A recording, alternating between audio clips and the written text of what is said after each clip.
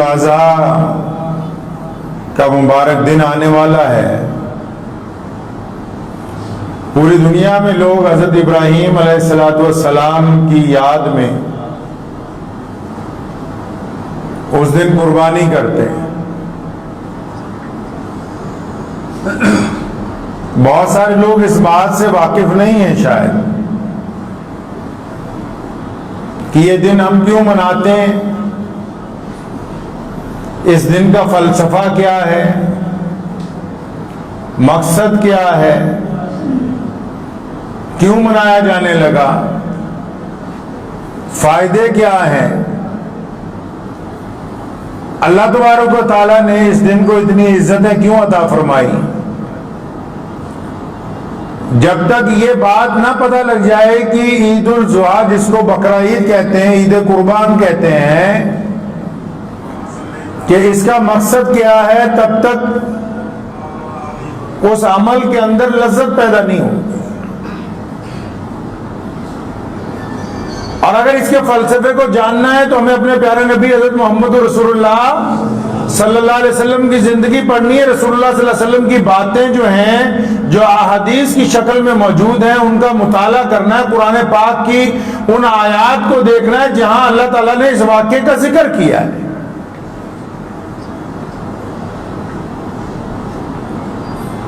ایک رواج دنیا میں پڑ گیا کہ اگر کوئی بڑھیا کام کرے لوگ اس کے بت بنا دیتے ہیں۔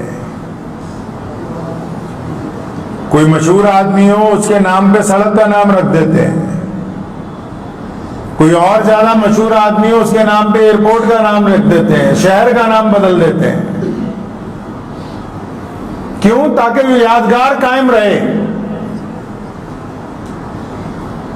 اور کیونکہ ابراہیم علیہ السلام کس کے دوست ہیں؟ اللہ کے دوست ہیں، تو اللہ نے بھی اپنے دوست کی یادگار قائم کر دی، اور نرالے طریقے سے قائم کی۔ دنیا ایسی مثال نہیں پیش کر سکتی۔ جو یادگار ابراہیم علیہ السلام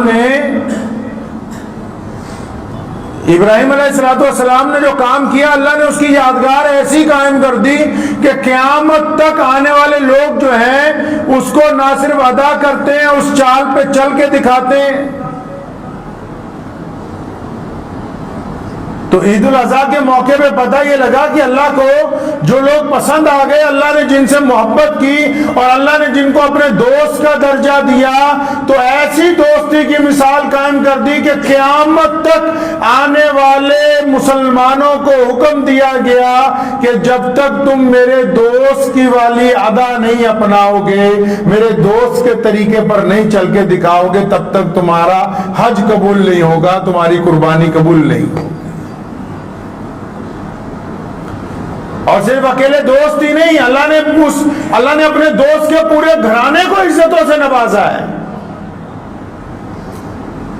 آپ حج کرنے کے لیے جائیں نا تو صفا اور مروہ دو پہاڑیوں کے درمیان، جن میں حضرت ہاجرہ اسماعیل علیہ السلام کی بھوک مٹانے کے لیے اپنے چھوٹے سے بچے کے دودھ کے حصول کے لیے، کچھ کھانے پینے کی چیزوں کے لیے بار بار دوڑتی تھیں، کبھی پہاڑی چڑھتی ہیں کبھی اترتی ہیں۔ تو اللہ تعالیٰ کو حضرت ہاجرہ کی یہ ادا اتنی پسند آئی کہ رسول اللہ صلی اللہ علیہ وسلم کو فرمایا، قرآن پاک میں کہا گیا اور حکم دیا گیا کہ پوری دنیا کے انسانوں سن لو، غوث ہو، کتب ہو، ابدال ہو، نبی ہو، خاتم النبیین ہو، فرمایا کوئی آ جائے اب قیامت تک اگر کسی کو حج کرنا ہے، جب تک وہ ہاجرہ کی چال چل کر نہیں دکھائے گا اس کا حج قبول نہیں ہو سکتا ہے۔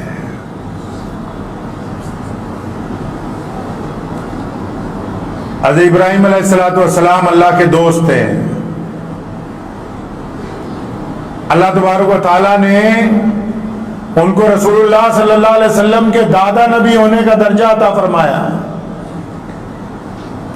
حضور اکرم صلی اللہ علیہ وسلم کے دادا نبی حضرت ابراہیم علیہ السلام۔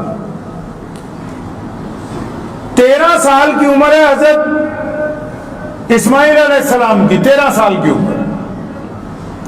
اب اس 13 سال کی عمر میں اب آپ جب قرآن پاک میں قربانی کا فلسفہ پڑھیں گے نا، آج تو لوگ سمجھتے ہیں قربانی تو ایک بکرے کی قربانی ہے، قربانی ایک اونٹ کی، ایک بڑے جانور کی، کہ بس قربانی کی اور اس کا گوشت جو ہے لوگوں کو بانٹ دیا، قربانی کی گوشت کھلا دیا۔ لیکن قربانی کا مقصد گوشت کو تقسیم کرنا نہیں، قربانی کا مقصد صرف بکرے کو ذبح کرنا نہیں، بلکہ اس فلسفے کو، اس روایات کو، حضرت ابراہیم علیہ السلام کی ان باتوں کو، رسول اللہ صلی اللہ علیہ وسلم کی اس سنت کو زندہ کرنا ہے جو اس فلسفے کے پیچھے موجود ہیں۔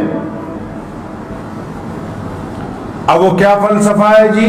آپ اگر قرآن پاک کبھی پڑھیں، وہ قرآن پاک جو صرف آج بہت سارے لوگ مردوں کو بخشوانے کے لیے پڑھتے ہیں، اس کے علاوہ ضرورت محسوس نہیں ہوتی ان کو۔ اگر آپ قرآن پاک پڑھیں تو ابراہیم علیہ السلام اپنے بیٹے کو کہتے ہیں کہ چلو میرے ساتھ۔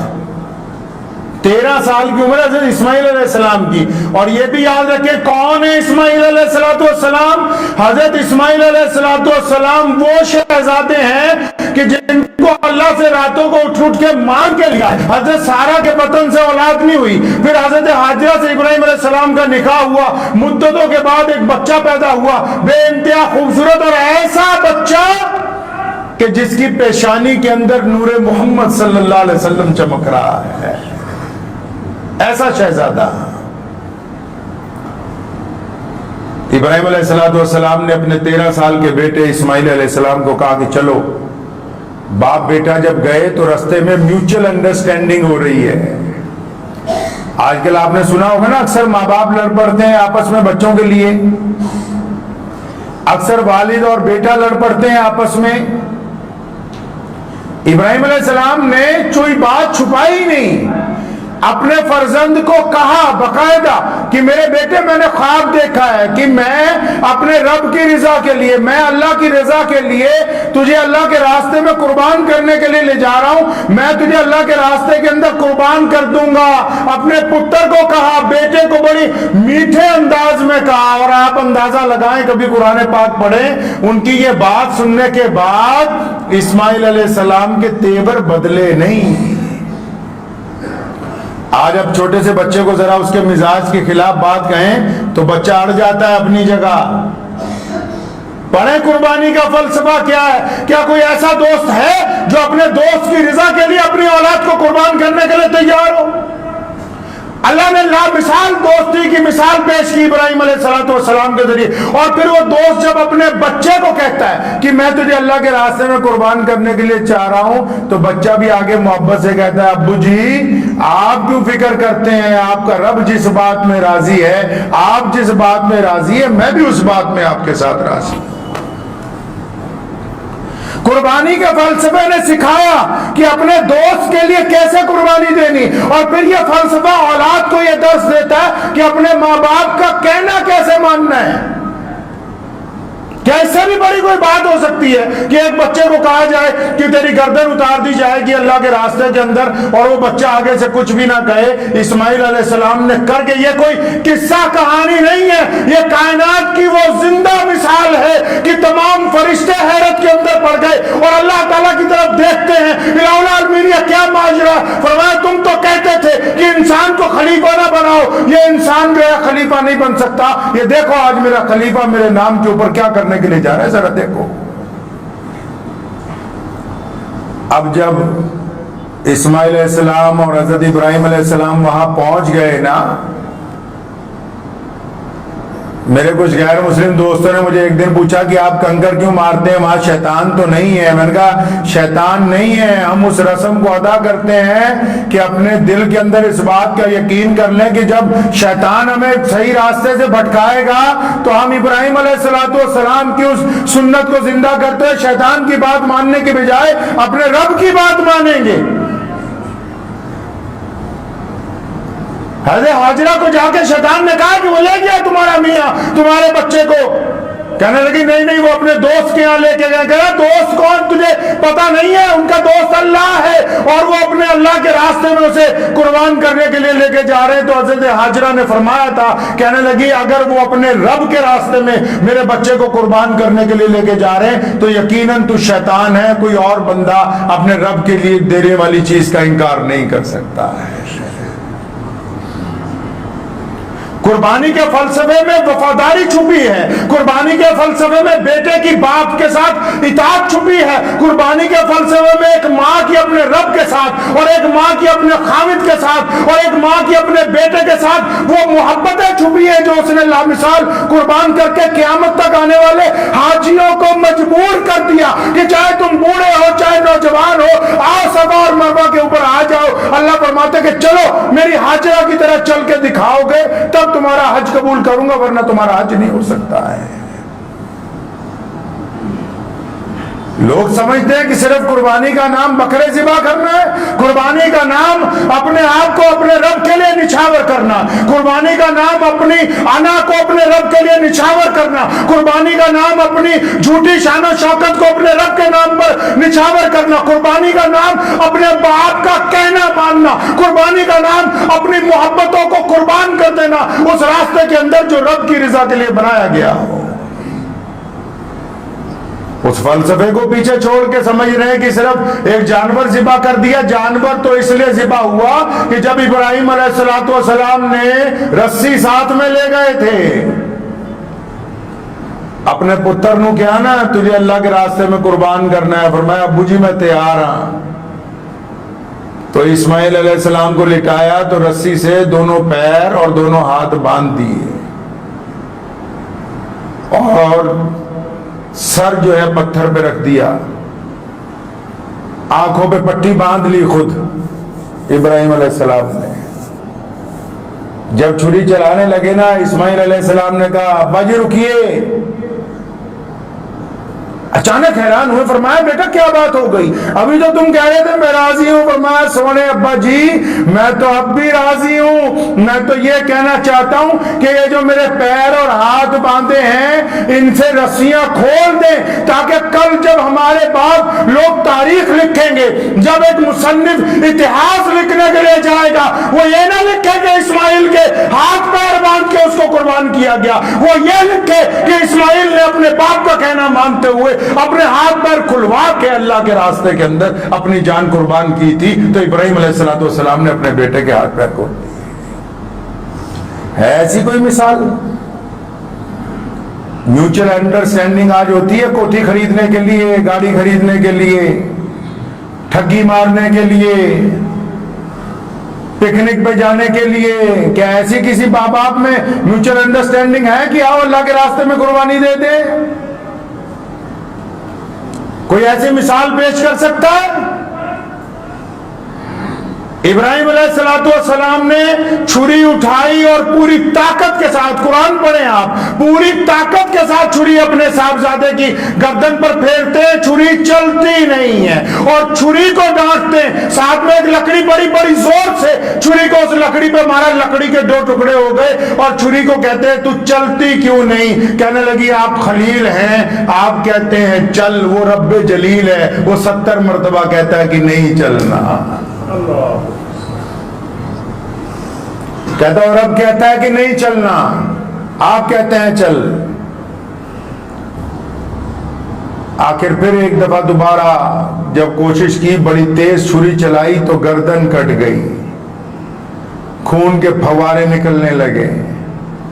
فوراً اپنی آنکھوں سے پٹی اتاری کہ جس کام کے لیے خواب میں اللہ سے وعدہ کیا تھا وہ پورا ہو گیا ہے۔ تو جب کیا دیکھتے ہیں کہ گردن اسماعیل علیہ السلام کی نہیں کٹی، گردن تو ایک دمبے کی کٹی جو اللہ کی طرف سے بھیج دیا گیا۔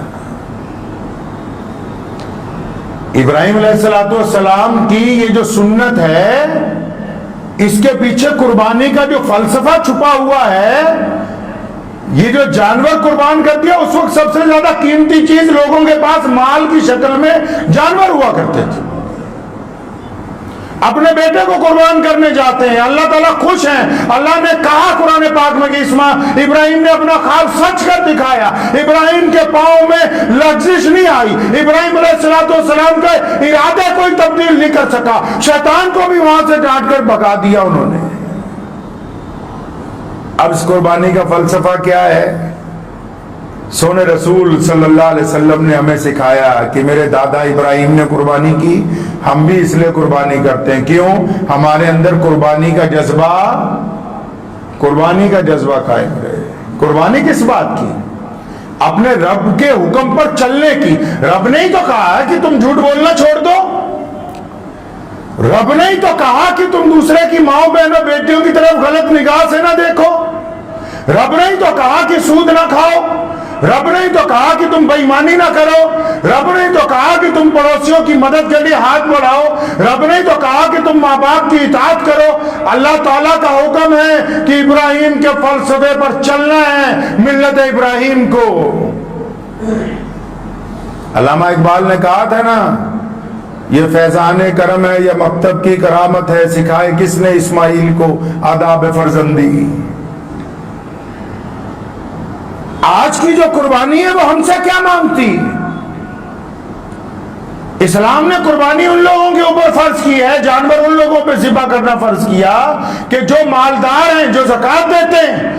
اسلام کے دو خلیفہ سیدنا ابوبکر صدیق اور سیدنا عمر رضی اللہ تعالیٰ عنہ جب خلافت کی مسند پر بیٹھے, اتنی غربت تھی کہ کپڑوں پر پیبند لگے ہوئے تھے. نہ ابوبکر صدیق رضی اللہ تعالیٰ نے اپنے دور خلافت میں کوئی قربانی کی ہے, نہ سیدنا عمر رضی اللہ تعالیٰ نے اپنے دور خلافت میں کوئی قربانی کی ہے. پتہ آپ کو؟ کیونکہ رواج نہ پڑ جائے, غریب آدمی سوچے کہ میں کیسے کروں گا. ان کو حکم دیا جو روز گوشت کھاتے ہیں, ان کو حکم دیا جو زکوٰۃ دیتے ہیں, جن کو اللہ نے دولت مند بنایا ہے. اور باقیوں کا کیا حکم ہے؟ باقیوں کو حکم ہے کہ اس قربانی کے فلسفے پر چلنا ہے. رسول اللہ کا حکم ہے کہ ہم نے ابراہیم علیہ السلام کے فلسفے کو زندہ رکھنا ہے. یہ بھی کہہ سکتے تھے کہ یہ میری سنت ہے, لیکن فرمایا نہیں, یہ میرے دادا ابراہیم علیہ السلام کی سنت ہے. پتہ لگا محمد رسول اللہ چاہتے کہ ابراہیم علیہ السلام کا فلسفہ زندہ رہے. اس ملک کی جنگ آزادی کو دیکھیں, 150 سال مسلمانوں نے انگریز کے خلاف قربانیاں دی ہیں. ہماری ان قربانیوں کا فلسفہ عید الاضحیٰ کے ساتھ جڑا ہوا ہے, بقرہ عید کے ساتھ جڑا ہے. ہمیں ہمارے دین نے سبق دیا ہے کہ تم نے اللہ کے راستے کے اندر قربانی دینی ہے. ہم جو اپنے ماں باپ کا احترام کرتے ہیں, ان کا کہنا مانتے ہیں, وہ بقرہ عید کا فلسفہ ہے. ہماری بیوی جب کسی نیک کام میں ہمارا ساتھ دیتی ہے, وہ حضرت حاجرہ اور ابراہیم علیہ السلام کا وہ فلسفہ ہے جس کو حضور صلی اللہ علیہ وسلم نے ادا کرنے کا حکم دیا ہے. ہمارے بچے جب ماں باپ کا حکم مان کے کہتے ہیں کہ ہم اللہ کے راستے میں جائیں گے, ہم قربان ہونے کے لیے تیار ہیں, ہم محنت کرنے کے لیے تیار ہیں, ہم اپنی آنا چھوڑنے کے لیے تیار ہیں, ہم اپنا تکبر چھوڑنے کے لیے تیار ہیں. یہ فلسفہ ہے حضرت اسماعیل علیہ السلام کا. اللہ نے خود نہیں کہا کہ تمہارا جانوروں کا گوشت اور خون ہمارے تک نہیں پہنچتا. تمام ائمہ نے مستند احادیث میں اس حدیث کو نقل کیا. رسول اللہ صلی اللہ علیہ وسلم نے فرمایا کہ جو جانور ذبح کیے جاتے ہیں ان کا خون اور گوشت ہم تک نہیں پہنچتا, تمہاری نیتیں پہنچتی ہیں. کیا نیت ماں باپ کی اطاعت ہے؟ کیا نیت ماں کی فرما برداری ہے؟ کیا نیت بھائیوں کے ساتھ صلہ رحمی ہے؟ کیا نیت پڑوسیوں کے ساتھ محبتیں ہیں؟ کیا نیت مانگنے والے کو دینے کی ہے؟ کیا نیت دوسروں کی آنکھوں میں شرم و حیا ڈالنے کی ہے؟ کیا نیت دوسرے کی بہن بیٹی کی عزت کو برقرار رکھنے کی ہے؟ اگر نیتیں اچھی ہیں تو پھر یہ قربانی قبول ہے, اگر نیتیں خراب ہیں تو پھر قربانی قبول نہیں ہے. یہ کس نے کہہ دیا کہ بس ایک بکرا ذبح کرو قربانی قبول ہو گئی؟ اللہ فرماتے ہیں انما الاعمال بالنیات کما قال النبی صلی اللہ علیہ وسلم. فرمایا رسول اللہ نے کہ ہم تو بندے کی نیت دیکھتے ہیں. آج کل تک کئی ایسے بکرا ذبح کرنے کے تھے, فریج بھی چھوٹا پہ جاتا, بڑا فریزر لے آگے سارا ہی رکھ لینا ہے. جانور اس لیے ذبح کرتے ہیں کہ ان لوگوں تک اچھا فوڈ پہنچے, اچھا کھانا پہنچے جو ترستے ہیں اچھے کھانے کو. اس لیے نہیں ذبح کرتے کہ اس کے سارے حصے ہم ہی رکھ لیں.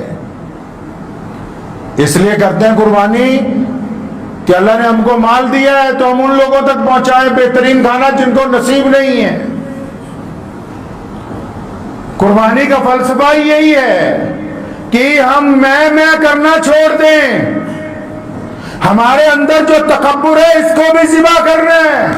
ہمارے اندر جو جھوٹی انا ہے اس کو بھی ذبح کرنا ہے، ہمارے اندر جو جھوٹی شان و شوکت ہے اس کو بھی ذبح کرنا ہے۔ یہ جو عادت پڑی ہے کہ ہر کام کرنے کے بعد فیس بک پہ ڈالنا ہے کہ ہم نے 10 کلو کی آٹے کی تھیلی ایک غریب عورت کو دے دی، یہ جو غرور ہے اس پہ بھی چھری پھیرنی ہے جب تک یہ گردن نہ جھک جائے۔ پڑھیں قرآن پاک، فرمایا ابراہیم اور اسماعیل نے اپنی گردنیں جھکا دی اپنے رب کے آگے۔ ایک گردن نے جڑا تونج سریا پھسیا ہوا ہے کہ میں تو 20 بکرے قربانیاں کرنی ہے، 25 کرنی ہے، لوگوں کو پتا ہونا چاہیے، وہ قربانی نہیں ہونی۔ قربانی تب ہوگی جب آپ اپنے سے غریب کے ساتھ جھک کر ملیں گے، جب آپ اپنی آواز کو اپنے ماں باپ کی آواز سے نیچی رکھیں گے۔ یہ کس نے سمجھا دیا کہ صرف جانور قربان کرنے سے بقرہ عید کا مقصد پورا ہو جائے گا؟ اپنی انا کو، اپنے تکبر کو، اپنے غرور کو، اپنی جھوٹی شان و شوکت کو، اپنی دولت کو، اپنی ان بے حیا آنکھوں کو، اس بدتمیز زبان کو جب تک آپ لگام نہیں ڈالیں گے، جب تک اس کو اللہ کے راستے کے اندر قربان نہیں کریں گے، جتنے مرضی بڑے جانور قربان کر لیجئے کوئی قربانی قبول نہیں۔ اکثر میں کہا کرتا ہوں اپنے دوستوں کو کہ لوگ کہتے ہیں نماز کے لیے وضو ضروری ہے، نماز کے لیے وضو ضروری ہے، اور نماز کے لیے قبلے کی طرف منہ ہونا ضروری ہے، کہتے ہیں نماز کے لیے امام بھی بہت ضروری ہے۔ تو اگر نماز کے لیے یہ چیزیں ضروری ہیں تو نماز کے لیے ماں باپ کی اطاعت بھی ضروری ہے، نماز کے لیے بیوی کے ساتھ رضامندی بھی ضروری ہے، نماز کے لیے بھوکے پڑوسی کے گھر میں کھانا پہنچانا بھی ضروری ہے۔ یہ کس نے فلسفہ سکھا دیا کہ لوگوں کے دلوں کو تکلیف پہنچاؤ، بولا ہم قربانی کر رہے ہیں؟ یہ زبان قربان نہیں ہوتی جو چپ ہو جائے دوسروں کے دل کو تکلیف پہنچانے سے؟ کون سی قربانی؟ دوسروں کو دکھانے کے لیے قربانی ہو رہی ہے کہ جی ہم 2 لاکھ کا بکرا لے آئے، 5 لاکھ کا لے آئے ہیں، کہ جی اس بکرے پہ اللہ کا نام لکھا ہوا ہے، اس کے لیے اس کی قیمت 10 لاکھ روپے ہے، اور یہ جو حافظ قرآن جن کی چھاتی کے اندر قرآن پورے کا پورا محفوظ ہے ان کی تنخواہ 10,000 روپے ہے، تو اس وقت تمہیں شرم و حیا نہیں آتی ہے؟ کون سا فلسفے پہ چلنا چاہتے ہو؟ دین میں کوئی جگہ نہیں نمائش کی، دین میں کوئی جگہ نہیں غرور کی، دین میں کوئی جگہ نہیں تکبر کی، دین کے اندر کوئی جگہ نہیں بے حیائی کی، دین کے اندر سراپا اللہ تبارک و تعالیٰ کی اطاعت ہے، محمد رسول اللہ کا کہنا ماننا ہے۔ جو بندہ دین کے اندر سرکشی کرنا چاہتا ہے وہ دین میں عزت پا نہیں سکتا ہے۔ اس لیے 2 لفظوں میں قربانی کے فلسفے کو سمجھ لیں۔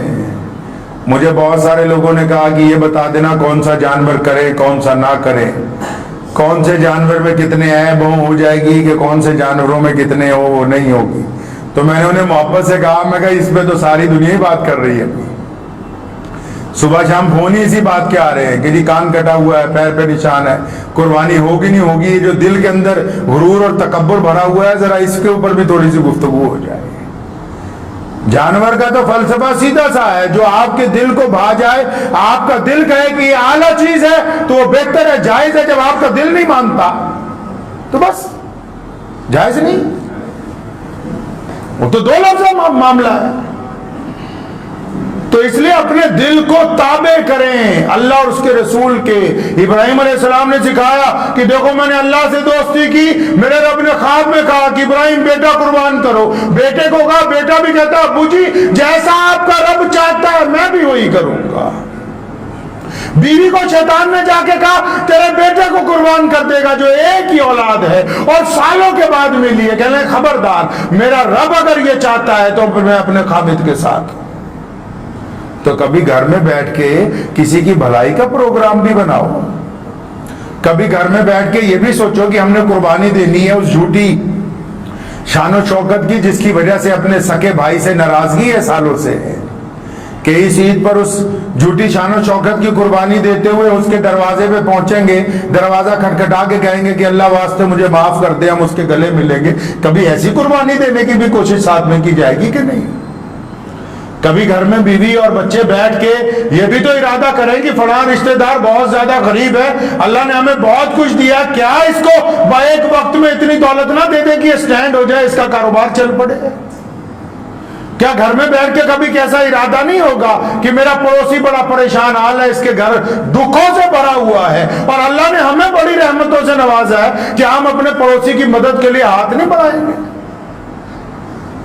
قربانی کا فلسفہ مسلمان کو سکھاتا ہے. اس ملک کی جنگ آزادی, آپ اگر تاریخ اٹھائیں گے 1857 کی, بے شمار علماء نے قربانیاں دی ہیں, دلی سے میرٹھ تک, دلی سے کلکتے تک, اور دلی سے لدھیانہ تک, لدھیانہ سے پشاور تک. سن 1857 میں کوئی درخت ایسا نہیں ہے جی ٹی روڈ پر جس میں علماء کی لاشیں نہ انگریز نے لٹکائی ہوں. کیوں؟ یہ فلسفہ ہمیں محمد الرسول اللہ نے دیا ہے. یہ فلسفہ ہمیں ہمارے دین نے دیا ہے کہ ہم قربانی دیں گے, اپنی انا کی بھی دیں گے, اپنے ملک کے لیے بھی قربانی دیں گے, اپنے سماج کے لیے بھی دیں گے, اپنے بھائیوں کے لیے بھی دیں گے, اپنے پڑوسیوں کے لیے بھی دیں گے. یہ جذبہ تبھی تو ہے, یہ محمد رسول اللہ نے یہ اتنی بڑی عید قربان بنائی اسی لیے. یہ اللہ تعالیٰ نے جو اتنا خوبصورت واقعہ بنایا اپنے دوست کے ساتھ, کیوں بنایا؟ دوست کی عزتیں اس لیے بنائی تاکہ ہم دوست کی پیروی کر کے عزتیں کما لیں. محمد رسول اللہ کے تمام کام اس لیے ہیں تاکہ ہم ان کے پیچھے چل کے عزتیں کما لیں. تو دعا بھی کیجئے, وقت بھی ہو گیا انشاءاللہ تعالی. تو اس عید پر کریں گے قربانی انشاءاللہ. جو صاحب نصاب ہیں وہ جانور کی قربانی کے ساتھ, اور جو صاحب نصاب نہیں ہے وہ بھی, وہ اس عید پر عہد کرے کہ یا اللہ اس بار جب عید کی صبح کو ہم اٹھیں گے تو اپنی جھوٹی انا کو قربان کرتے ہوئے اپنے سے ناراض لوگوں کے گلے ملیں گے. ہم اپنی جھوٹی شان و شوکت کو ایک طرف رکھتے ہوئے اپنے غریب پڑوسی کے ساتھ ایک دن عید کا منائیں گے. اپنی جھوٹی شان و شوکت کو ایک طرف رکھتے ہوئے اپنے غریب رشتہ دار کے گھر پہ جا کے بیٹھ کے کھانا کھائیں گے. اگر ہم اپنے آپ کو قربان کرنے کے لیے تیار رہیں گے تو یاد رکھیں, جو جو محمد رسول اللہ کی پیروی پہ آ گیا, ابراہیم علیہ السلام کی جس طرح یاد تازہ کی جاتی ہے نا, جس نے رسول اللہ صلی اللہ علیہ وسلم کی پیروی اختیار کر لی, جس نے محمد رسول اللہ کا طریقہ اختیار کر لیا, جس نے رسول اللہ کی طرح غریبوں پر رحم کیا, جس نے رسول اللہ کے کہنے کے مطابق ماں باپ کی اطاعت کی, جس نے رسول اللہ کے کہنے کے مطابق پڑوسیوں سے محبت کی, جس نے رسول اللہ کے کہنے کے مطابق بھٹکے ہوئوں کو راستہ دکھایا, جس نے رسول اللہ کے کہنے کے مطابق غریبوں کو کھانا کھلایا, جس نے رسول اللہ کے کہنے کے مطابق ایسے غریب کی مدد کی جس پر گنڈے راج کرنا چاہتے تھے اور گنڈوں کے ساتھ جا کے ٹکرا گیا, وہ آج بھی عزت پائے گا اور کل قیامت کے دن بھی اللہ تعالیٰ اس کو عزتوں کا تاج پہنائیں گے انشاءاللہ. دعا کیجئے اللہ تعالیٰ مجھے بھی اور آپ سب کو بھی ان باتوں پہ عمل کی توفیق عطا فرمائے. امید ہے کہ آپ کو یہ ویڈیو پسند آئی ہوگی. اگر پسند آئی ہو تو یہ آپ اپنے دوستوں کے ساتھ شیئر کریں اور اس چینل کو سبسکرائب ضرور کریں.